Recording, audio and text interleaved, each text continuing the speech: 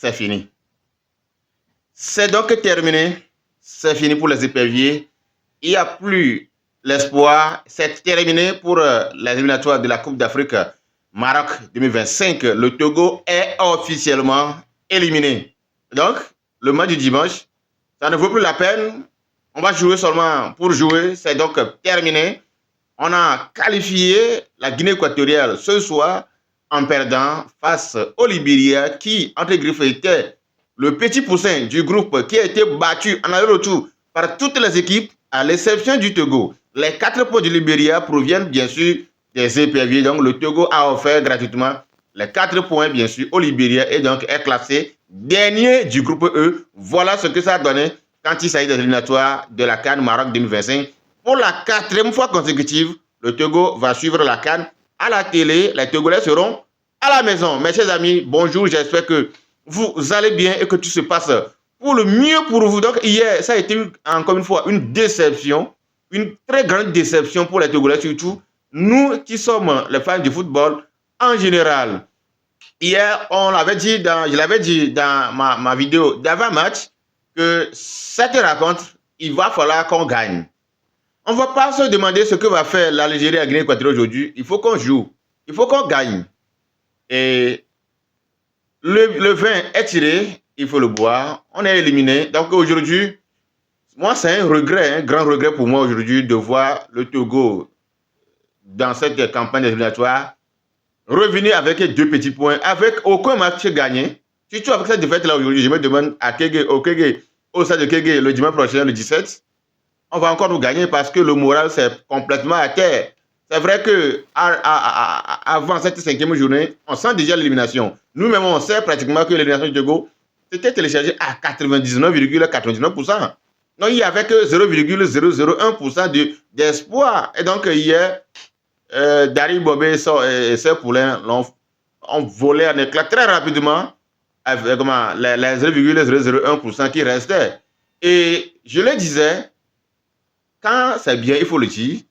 Et quand c'est mal aussi, il faut le dire. Peu importe ce qui est à charge. Aujourd'hui, si nous pouvons critiquer les entraîneurs, les coachs, par rapport à ce qu'ils font, on devait également le dire quand ça ne va pas aussi, quand il s'agit d'un Togolais qui est derrière Imobé. Mes chers amis, il faut qu'on se dise la vérité. Je crois que on avait commis une grave erreur en amenant Daré à la tête de cette sélection. C'était une erreur. Dites-moi, quand Daré a fini sa formation, quand il a eu son diplôme, il a entraîné quelle équipe? Daré n'a pas encore entraîné une équipe et on lui confie maintenant une équipe en pleine crise, une équipe en difficulté. Mais certes, Paolo Duarte a essayé. C'est ce qui quand même a donné l'espoir aux Togolais quand on annonçait Daré à la tête. C'est vrai que Claude Leroy a enterré complètement le football togolais, mais Paolo Duarte a essayé de le ressusciter progressivement, surtout avec la prestation XL des éperviers face au Lion de la Sénégal. Le Sénégal au sein de quelques contents pour les éliminatoires de la Coupe du Monde. Mais les éperviers, les Togolais commençaient par rêver. Et donc, quand Paolo Duarte a annoncé sa démission, c'est vrai que ça fait mal. Et que dans la foulée, on nous annonce l'arrivée d'un Togolais qui, effectivement, a suivi toutes les étapes, a eu son diplôme. Nous tous, on était contents. On croyait que voilà, c'est le début d'une nouvelle ère. Mais sans oublier que c'est le début d'une catastrophe. Là, je suis d'accord aujourd'hui avec un certain, un ancien joueur qui nous disait autre temps que lui, quand il avait suivi en même temps la première rencontre que Daré a dirigée, que lui, ça ne peut pas aller, il s'agit d'Améou comme là. Mais vous avez raison. Vous avez raison. Parce que ce qui prouve que Daré doit encore retourner pour encore approfondir ses connaissances sur le football. À chaque rencontre, tu veux tester quelque chose. Mais c'est ça qui m'a énervé hier. Toi, tu avais une équipe type où, face à l'Algérie au match retour, certes au match aller, tu as encore eu une très grave erreur. Maintenant, au match retour, avec l'appui du public, je ne sais pas s'il a peur ou pas, il a mis une équipe où au moment où Djené était suspendu. La défense était composée de Kevin Boma, Alessi Romao avec Amewa Mawena. Mais une défense qui a très bien tenu. Mais hier, le gars s'est encore permis d'aligner encore une autre équipe type. Mais c'est quoi? Quand j'avais vu la composition, je me suis demandé, mais Daré sait même à quoi il joue. Dans un match, dans une rencontre aussi cruciale, où il faut forcément gagner cette rencontre pour espérer quelque chose, tu te permets de laisser ton meilleur buteur, oui, ton buteur fétiche à l'heure actuelle en forme, sur le banc. Et pire encore, qui on a fait des mal à la rencontre? Un Fodo là-bas, finissant, mais quand il perd là-bas, il ne se presse pas, il marche sur le terrain, on se permet de le titulariser. En laissant sur le banc un Kevin Deke, en laissant sur le banc un Placard, c'est vrai que lui aussi il est brouillon, mais leur apport, leur offensivité, leur agressivité dans le jeu, c'est beaucoup plus remarquable que de titulariser certains Fodo là-bas. Mais, je l'avais dit, dans cette rencontre, il faut une équipe purement offensive.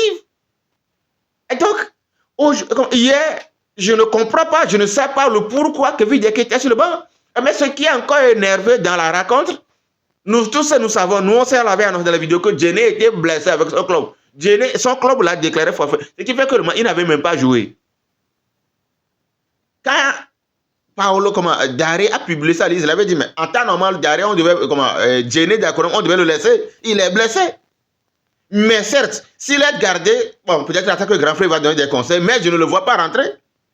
On sait que Kevin Bouma, quand il avait pris un coup, et puis il sentait le malaise. Et peut-être pendant la mi-temps, il va falloir le changer. Mais, disons-nous la vérité, s'il faut changer Kevin Bouma, à l'heure là, au moment où on sait qu'il a reçu un coup, c'est Djené Diakona qu'on va faire rentrer. Au moment où Amevo Mawenata a rendu un noble service face à l'Algérie, ça de Kigo au match retour, Amevo Mawenata a joué un match 100% impeccable. Vous l'avez laissé sur le banc. Vous avez plutôt ramené. Je voulais jouer sur quelle expérience? Djené Diakona n'a pas eu une expérience. Certes, il jouait en Ligue. D'ailleurs, même c'est pourquoi il ne peut même pas quitter Getafe. Le jour où il va quitter Getafe, c'est peut-être aller se réfugier pour se reposer quelque part au niveau de là où on vend le pétrole, au niveau de la ville saoudite, dans les golfs là-bas. Parce qu'il ne peut plus rivaliser avec d'autres défenseurs dans un autre club. Dans un cadre européen, Djené même le sait, il est paresseux, il ne veut pas progresser. Donc, tout ça, ajouté au fait que le gars est blessé. Alors que vous savez que dans la rencontre d'ailleurs même, en première partie, vous avez de 1000 occasions. Voilà pourquoi aussi je disais que les joueurs togolais à l'heure actuelle, ce sont des véritables paresseux. Et je me demande quand l'hymne retentit là, dans leurs oreilles là, qu'est-ce que ça leur fait? Je crois qu'aujourd'hui, le football togolais, on doit quand même s'asseoir et revenir. Certes, les gens nous ont dit, ben, quand vous prenez le football depuis la base, que ça ne va pas, vous voulez que Daré fasse le miracle, mais on ne veut pas que Daré fasse le miracle. Mais il faut aussi reconnaître qu'avec Paulo Duarte, cette équipe faisait peur aux grandes équipes du continent. Certes, on a été battu par la RDC, mais vous avez vu la production. Certes, on a fait un match nul face au Sénégal. Aujourd'hui, ce n'est pas parce que Daré, c'est un Togolais qu'il ne faut pas dire ce qu'il ne faut pas dire. Daré, aujourd'hui, moi je l'avais dit clairement, n'a pas encore la capacité, le niveau nécessaire pour continuer à même dire qu'il veut reconstruire. Daré ne peut pas, il va reconstruire quelle équipe? Avec quelle expérience? C'est la reconstruction, ça? Mais mes chers amis, ne nous volons pas la face. À la place de Daré même là, quand on va jouer le match de dimanche là, tout juste à la fin, moi et mon staff là, on va rendre notre démission. Parce que à un moment donné là, il faut reconnaître que on ne peut plus faire mieux que ça. Ce qu'on a fait, ça veut dire bon, il faut retourner en arrière pour mieux sauter. Est-ce que j'allais dire, je donne ma démission? L'histoire de retourner en Belgique pour pouvoir essayer quand même de trouver d'autres clubs, essayer de se préparer en amont pour pouvoir encore revenir en force. Aujourd'hui, derrière, monter sa limite. Dans chaque match, tu essaies toujours une nouvelle chose. Alors que il s'agit de compétition de 6 rencontres. Ce n'est pas un championnat, ce n'est pas une pré-saison. Ça me fait mal aujourd'hui que dans une poule où on a la Guinée équatoriale, l'Algérie, le Libéria, le Togo est classé dernier. Et qu'on ne peut même pas battre le Libéria. Hier, il fallait seulement démarrer la rencontre avec une équipe purement offensive, je l'avais dit. Et vous allez voir des tonnes d'occasions que les éperviers ont vues. C'est ça qui a donné même la force aux Libériens. Eux-mêmes, là, vous avez vu le début, ils ne jouaient pas. Parce que pour eux, c'est fini. Et pour eux, là, ils nous observaient. Mais quand ils ont fait les 45 premiers tirs, ils ont compris que, mais, ils croyaient que ce sont eux les plus paresseux et les plus faibles de l'équipe. Mais ça ne veut pas qu'il y a encore quelqu'un qui est encore plus paresseux, plus faible que eux, avec une tactique de jeu aussi nulle. Ils se sont dit, mais si c'est comme ça, là, nous, on est à la maison. Il va falloir au moins rendre fiers nos supporters. Il va falloir rendre fiers. D'ailleurs, même les supporters n'ont pas fait le déplacement, mais ils suivaient la rencontre de la télé. Mais il va falloir les rendre fiers. Voilà pourquoi en seconde partie, la Libéria, on a dit, mais nous, on a voulu vous laisser les points, vous ne voulez pas prendre. Nous, on va récupérer le jeu. Et puis, il joue. Et voilà. Un certain Djené Diakonam qui vient attraper la balle à 2 mains dans la surface de réparation. Voilà. Je ne veux plus même en parler. Mes chers amis, le Togo est éliminé des éliminatoires de la Coupe d'Afrique Maroc 2025. Et ça fait la 4e fois consécutive. La CAN était à 16. Si jamais on n'est pas présent cette année, la CAN suivante, on est présent. Maintenant, la CAN est passée de 16 à 24. On est à la maison pour une 4e fois consécutive. Mr. Guy Akpovi, président de la fédération. Madame le ministre, à votre place, si Daré ne donne pas sa démission, le soir du 17, là, il faut l'appeler. Mon frère, c'est bon, c'est bon. C'est vrai que notre football a un sérieux problème, mais quand même, là, essayons de trouver quelqu'un qui, au moins, avec son expérience et tout, à l'image de Paolo Duarte, qui a su quand même, dans la difficulté, il a su faire quelque chose. Il a commencé quelque chose. Aujourd'hui, il a été limogé dans son club. Je ne sais pas s'il va revenir tout ça. Mais je crois qu'il y a encore des bons entraîneurs sur le marché.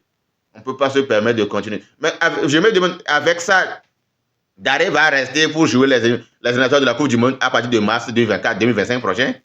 Surtout le déplacement à Namibie et en Mauritanie, au Sénégal. En tout cas, le pire est déjà arrivé. On est éliminé. Je ne sais pas comment sera le stade de Kéo le dimanche. Je ne sais pas si on va aller sur même le match ou bien juste pour aller se promener ou pas. Ce qui est sûr, on est déjà éliminé. Prenez soin de vous et bonne journée.